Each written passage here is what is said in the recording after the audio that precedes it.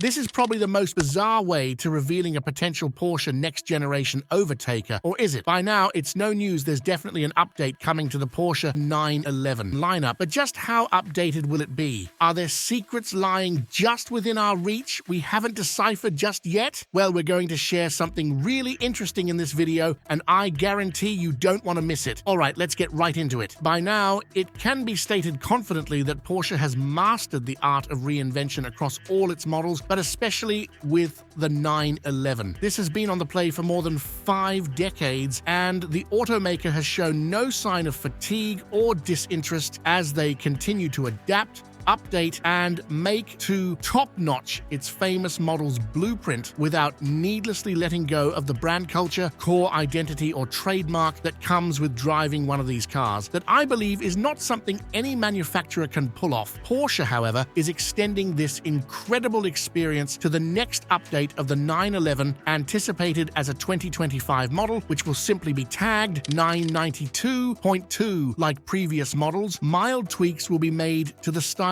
of the 992.2, and currently prototypes of the vehicle have revealed the boasting of a new front fascia design, which in turn features larger intakes along with vertical flaps that are most likely active. This means they can be opened or closed depending on the cooling needs at the time, though I'm guessing it would probably just appear uglier than the predecessor with them open. Either way, they're there. We also get new internals for the headlight, which suggests beams will be even brighter than on current offerings. The turn signals too have been adjusted to sit with the headlights instead of the front fascia like what we have right now. Now, for the rear, the taillights have adopted a new design which include double bars. Plus, there's the new rear diffuser design as well. From what we've seen so far, nothing drastically major has been added to the exterior, which could make the 992.2 lose its signature 911 look. And we can expect the same for the interior, as from the available interior shots, we can decipher only the dash design, and as Porsche has been planning, the infotainment screen and gauge cluster are revised, made bigger and fully digital respectively, just like we have in the Taycan. But here's something interesting. The prototypes available did more than reveal the anticipated design of this car. From them, we discovered something massive as well. But before we talk about that, if you think you're getting value from this video thus far, do smash that like button and subscribe to keep in touch as we release more info about this car. Alright, back on track. The reason why the 992.2 caught a certain photographer's attention at MotorTrend Corporation wasn't the fact the Porsche was black. No, I mean all we've been seeing so far of the prototype testing is a black Porsche, but this was something different. He, the photographer, recounts, "I didn't hear the engine," now that's something right there,